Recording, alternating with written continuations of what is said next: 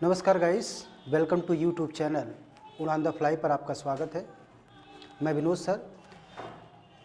जैसा कि आप लोगों को पता है कि टीजीटी और पीजीटी के लिए विभिन्न वर्षों में अभी तक जो पूछे गए सवाल हैं उसी पर चर्चा हो रही है। तो आज के सेक्शंस पे भी टीजीटी और पीजीटी में कुछ वर्षों में पूछे गए आपके इंडियन इकोनॉमिक्स से जो पूछे गए सवाल हैं उसका कुछ पार्ट आपके सामने इस वीडियो पर आपको मिलने जा रहा है। लेकिन आपको ये भी बताना आवश्यक है कि चाहे जो भी परीक्षाएं हों, पैटर्न के हिसाब से क्वेश्चन का क्राइटेरिया क्या है और किस पॉइंट से सबसे ज़्यादा सवाल पूछे जाते हैं, ये आपको उन बातों का ध्यान रखना आवश्यक है। सामान्य तौर पर माना जाता है कि लोग प्रिपेयरिंग करते समय इस बात को ध्यान नहीं देते हैं कि हमारे सिलेबस का कौन सा ऐसा हिस्सा है जहाँ से सवाल या क्वेश्चंस ज़्यादा बनते हैं। तो गाइज़, उसी पॉइंट को बेस बनाते हुए आज का जो वीडियो है वो विभिन्न वर्षों में पूछे गए सवाल पर आधारित है। तो आइए हम अभी तक के कुछ जो बहुत ही सेलेक्टिव क्वेश्चंस है जो ज़्यादातर पूछे जाते हैं उन्हीं के बारे में चर्चा करते हैं। तो उसमें आपका जो पहला क्वेश्चन है वो है खुले बाजार का परिचालन का लक्ष्य है। तो सबसे पहले आपको ये जानना है कि खुले बाजार है क्या। खुले बाजार यानी ओपन मार्केट होता है, वह बाजार होता है जिसमें आरबीआई खुले बाजार में प्रतिभूतियों का क्रय और विक्रय करती है। यानी ऐसा इसलिए करती है ताकि अर्थव्यवस्था में साख की मात्रा या मुद्रा की मात्रा या तरलता की मात्रा को घटाया जा सके या बढ़ाया जा सके। तो यहाँ पर खुले बाजार की स्थिति में आरबीआई का एक ही उद्देश्य होता है। खुले बाजार की स्थिति में आरबीआई का एक ही उद्देश्य होता है, वो होता है कि अर्थव्यवस्था में तरलता की मात्रा को क्या करना, नियंत्रित करना।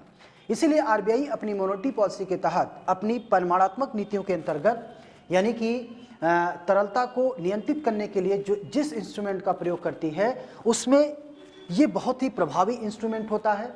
इसके द्वारा डायरेक्टली अर्थव्यवस्था में तरलता की मात्रा को आरबीआई घटाती और बढ़ाती भी है। और साथ ही साथ अभी तक अगर देखा जाए तो आरबीआई ने इस चीज़ का प्रयोग तभी किया है जब अर्थव्यवस्था में स्फीति तथा मंदी की दशाएं ज़्यादा या कम हो। तो गाइज, इसमें जो आंसर बन रहा है यानी कि जो क्वेश्चन दिया गया है उसका जो आंसर है अगर उसको हम देखें तो खुले बाजार का परिचालन का लक्ष्य है शाखा के प्रयोग का विनियमन। शाखा के प्रयोग का विनियमन का यहाँ पर कोई मतलब नहीं है, चूँकि शाखाएं जब भी वर्क करती हैं तो आरबीआई की रूल्स के अनुसार काम करती हैं। तो जाहिर सी बात है कि यहाँ पर जो आपका आंसर है ये आपका क्या है, गलत है। सेकंड पॉइंट है बैंक के नगद कोष का निर्धारण। बैंक के नगद कोष का निर्धारण आरबीआई दो तरीके के से करती है। एक तो है आपका सीआरआर और दूसरा है आपका क्या, SLR. CRR cash reserve ratio, नगद कोष अनुपात। यानी नगद कोष अनुपात वह अनुपात होता है जिसमें आरबीआई के निर्देशानुसार प्रत्येक व्यापारिक बैंक के अपनी जमा का कुछ प्रतिशत आरबीआई के खाते में जमा रखती हैं, जिसका निर्धारण आरबीआई ही तय करता है कि सीआरआर का कितना प्रतिशत वो आरबीआई के पास रखी हैं। ठीक उसी प्रकार से अगर देखा जाए तो एसएलआर यानी स्टेशनरी लिक्विडिटी रेशियो, सामूहिक तरलता अनुपात, यानी वह अनुपात होता है जिसमें आरबीआई के निर्देशानुसार ही प्रत्येक व्यापारिक बैंकों को अपने खाते में डेली लेन देन के लिए वहाँ पर रिजर्व रखना क्या होता है, आवश्यक होता है। तो यहाँ पर भी ओपन बाजार का भी इसका भी कोई मतलब नहीं है, ये भी ऑप्शन आपका क्या है, गलत है। फिर आते हैं स्विच ऑपरेशन। अगर स्विच ऑपरेशन की बात की जाए तो ध्यान रखिएगा, स्विच ऑपरेशन एक तरीके से ये आपका सीआरआर और एसएलआर को ही डिसाइड करता है। तो यहाँ पर भी ये ऑप्शन यानी कि ये भी आपका ऑप्शन क्या है, गलत है। तो बच रहा है आपका सरकारी प्रतिभूतियों का क्रय और विक्रय। यानी कि आरबीआई जब खुले बाजार में सरकारी प्रतिभूतियों को क्रय और विक्रय करती है तो उसे हम कहते हैं खुले बाजार का क्या, परिचालन। तो आंसर आपका होगा सरकारी प्रतिभूतियों का क्रय और विक्रय। आगे चलते हैं, आपका नेक्स्ट क्वेश्चन है वो है रिकार्डो ने किसके आधार पर तुलनात्मक लाभ सिद्धांत की व्याख्या की थी। ये भी जो सवाल है कि जब दो देशों के बीच व्यापार होता है तो बेसिकली वो देश उन्हीं वस्तुओं का उत्पादन करता है या उन्हीं वस्तुओं का निर्यात करता है जिसकी लागत न्यूनतम होती है। तो यहाँ पर अगर देखा जाए तो रिकार्डो ने जिस सिद्धांत की व्याख्या की थी उसमें क्या ये चारों ऑप्शन में से कौन सा है? क्या अवसर लागत है, या घटते प्रतिफल का नियम है, या पैमाने की मितव्यताएं हैं, या मूल्य का श्रम सिद्धांत है? अवसर लागत की बात की जाए तो इसमें अवसर लागत सिद्धांत का प्रयोग हैवलर ने किया था, जिन्होंने स्थिर लागत, हासमान लागत और वृद्धि लागत का प्रयोग किया था। तो यहाँ पर ये तो आपका गलत हो गया। जबकि दूसरा अगर देखेंगे घटते प्रतिफल का नियम, घटते प्रतिफल का नियम यहाँ पर इससे कोई रिलेशन ही नहीं है, क्योंकि यहाँ पर रिकार्डो के सिद्धांत की बात की जा रही है। जबकि घटते प्रतिफल का नियम यहाँ मार्शल के संदर्भ में ये देखा जाता है। पैमाने की मितव्यताएं, इसमें इसका भी जो पैमाना है ये भी इससे यहाँ पर रिलेटेड नहीं है। तो आपका जो नेक्स्ट क्वेश्चन बन रहा है वो है आपका मूल्य का श्रम का आपका क्या सिद्धांत। तो ऑप्शन आपका क्या सही है? डी सही है। तो गाइज इसको नोट कर लीजिए, ऑप्शन आपका क्या है? डी सही है। नेक्स्ट है संपत्ति का सेवा प्रकारों को सार्वजनिक से निजी भागीदारी में स्थानांतरित करना कहलाता है। ये कह रहा है कि संपत्ति का सेवा प्रकारों का सार्वजनिक से निजी भागीदारी में स्थानांतरित करना क्या कहलाता है? क्या कहलाता है? इसको देखिए आप लोग। अब यहाँ पर उदारीकरण है या राष्ट्रीयकरण है या वैश्वीकरण है या निजीकरण है। यहाँ पर अगर हम उदारीकरण की बात करें तो आज़ादी के बाद भारत में सरकार की जो भी आर्थिक नीतियाँ आई, जो भी इंडस्ट्रियल पॉलिसी आई या कृषि नीति आई, तो उसमें सार्वजनिक क्षेत्र में निजी भागीदारी को आंशिक या रूप से या पूर्णतः प्रतिबंधित किया गया था। अब उस स्थिति में अगर देखा जाए तो 1990 और 91 में राव मनमोहन मॉडल के आधार पर पहली बार सार्वजनिक क्षेत्र में पूंजी प्राप्त करने के लिए, सार्वजनिक क्षेत्र में निजी भागीदारी को स्वीकार करने के लिए पहली बार सरकार ने नई आर्थिक नीतियों और नई इंडस्ट्रियल पॉलिसी में एक तो सेक्शन लाया जिसे कहा गया था उदारीकरण, यानी कि एल लिबरलाइजेशन। इसका मतलब यह है कि यहाँ पर ये नहीं है, चूँकि यहाँ पर सार्वजनिक क्षेत्र से निजी में भागीदारी को स्थानांतरित करने कहलाता है। राष्ट्रीयकरण की बात की जाए बैंकों के संदर्भ में है, ये भी आपका ऑप्शन गलत है। जबकि अगर आप देखें वैश्वीकरण की बात की जाए तो वैश्वीकरण के भी संदर्भ में अगर आप देखेंगे तो एक अर्थव्यवस्था का दूसरी अर्थव्यवस्था से बिना किसी अवरोध को जब आयात और निर्यात या लेन देन होता तो उसी को हम लोग वैश्वीकरण कहते हैं। जबकि यहाँ पर अगर हम देखें तो सार्वजनिक क्षेत्र का निजी क्षेत्र में भागीदारी को स्वीकार करना ही आपका सही है। तो यहाँ पर ऑप्शन जो आपका सही होगा वो ऑप्शन आपका क्या होगा? डी सही होगा। तो ऑप्शन आपका क्या है? डी। तो ऑप्शन आपका क्या है? ऑप्शन आपका क्या है? डी। ठीक है, तो आइए अब नेक्स्ट क्वेश्चन पर चलते हैं।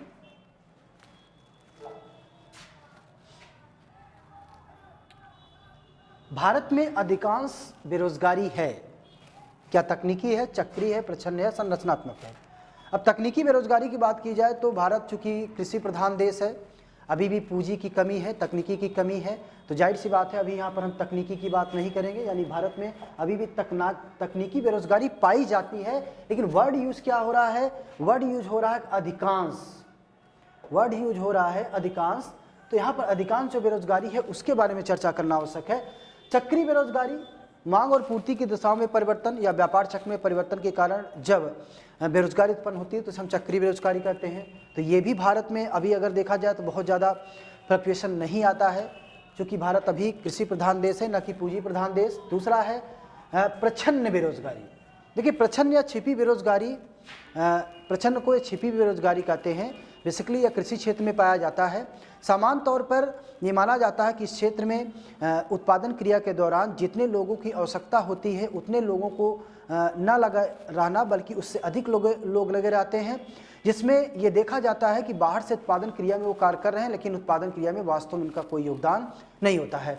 तो बेसिकली आज अगर देखा जाए तो भारत की अधिकतर जनसंख्या गाँव में रखती है, उनका मुख्य व्यवसाय कृषि है। तो यहाँ पर जो ऑप्शन आपका सही होगा, ऑप्शन जो सही होगा वो ऑप्शन आपका क्या होगा? सी, यानी प्रच्छन्न आपकी क्या?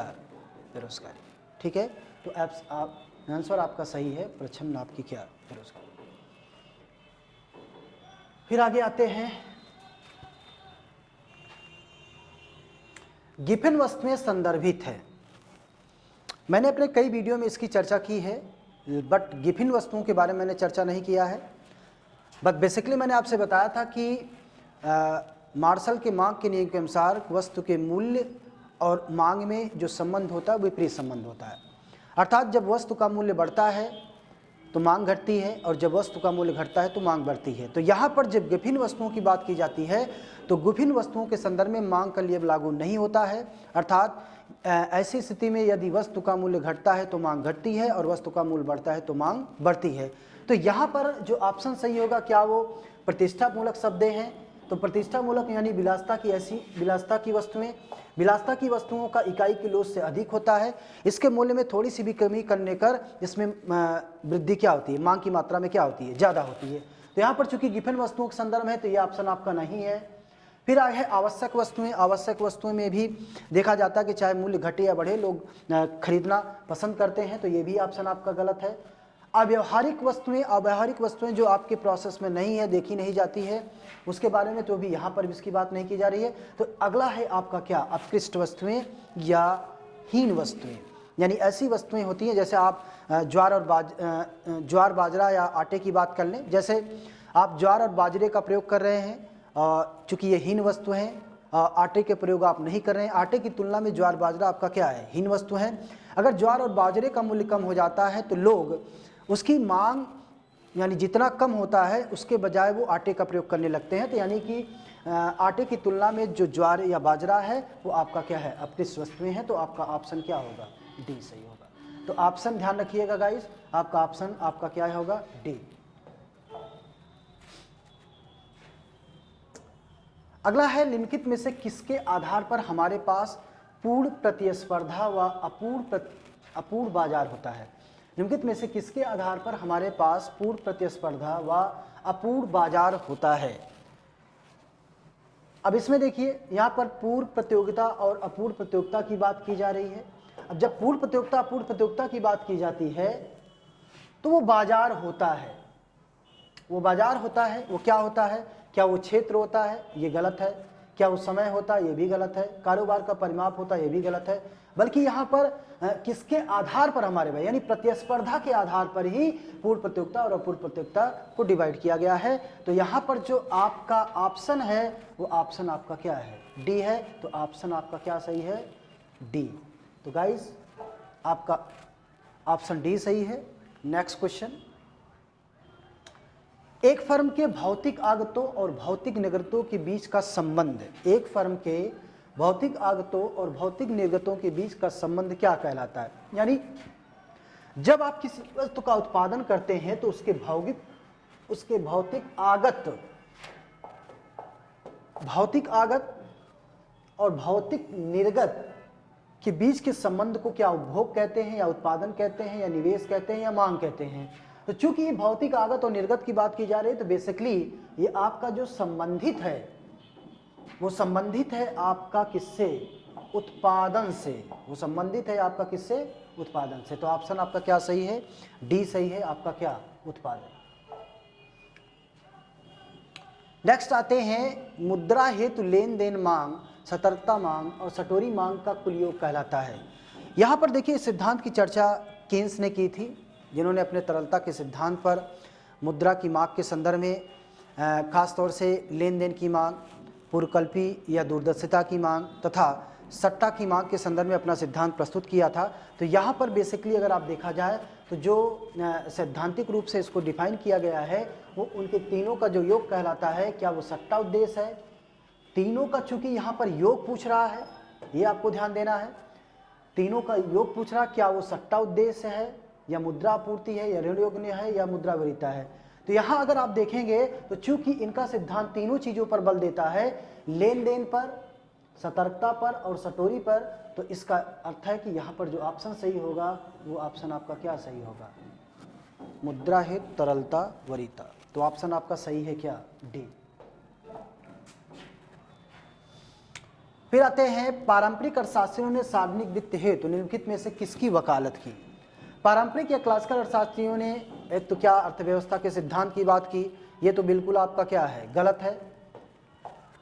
अर्थव्यवस्था के सिद्धांत पर पारंपरिक चूंकि अर्थशास्त्र से संबंधित इन्होंने सिद्धांतों का निरूपण किया था, यहाँ पर अर्थव्यवस्था ये गलत है आपका। न्यूनतम सामूहिक त्याग का सिद्धांत, न्यूनतम सामूहिक त्याग का सिद्धांत का मतलब है टैक्सेशन के संदर्भ में बात की जाती है, तो यहाँ पर भी यहाँ पर ये गलत है। तो ऑप्शन जो आपका सही होना चाहिए वो है न्यूनतम करारोपण का सिद्धांत। तो ऑप्शन सही है क्या, सी। अधिकतम सामाजिक लाभ का सिद्धांत डाल्टन का है, ये आपका गलत है, तो ऑप्शन आपका सी सही है। फिर आते हैं, किसने लिखा कि बाह्य सहायता सल्फर ड्रग के समान है।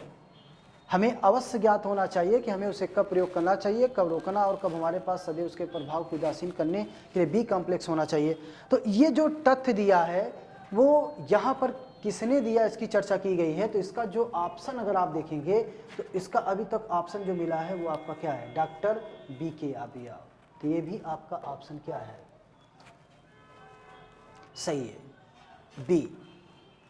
नेक्स्ट आते हैं P up equal to K upon M किसके द्वारा प्रदत्त कैम्ब्रिज समीकरण, यानी कैम्ब्रिज समीकरण में मार्शल आते हैं, पीगू आते हैं, केन्स आते हैं, रॉबर्टसन आते हैं। तो यहाँ पर कैम्ब्रिज समीकरण की बात की गई है। तो उसमें अगर आप देखेंगे तो वैसे तो सभी आते हैं, रॉबर्टसन, मार्शल, जेएम केन्स और एसी पीगू, लेकिन चूंकि यहाँ पर जो पूछा गया सवाल है वो बेसिकली जो सवाल पूछा गया है वो है P equal to K equal to M, यानी P इक्वल टू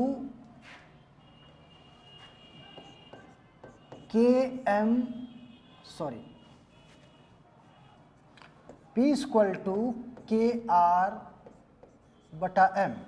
यहाँ पर चर्चा कर रहा है मूल स्तर के बारे में। तो मूल स्तर के बारे में ये बेसिकली जो सिद्धांत दिया गया था वो पीगू के द्वारा दिया गया था। तो ये सिद्धांत आपका सही है क्या, ए सी आपका क्या, पीगू। तो गाइज आपका आंसर क्या है, सही है। जेएम कीन्स का जो था वो अलग थियरी था, रॉबर्टसन का था M इक्वल टू पी के टी, मार्शल का था M इक्वल टू एम के वाई।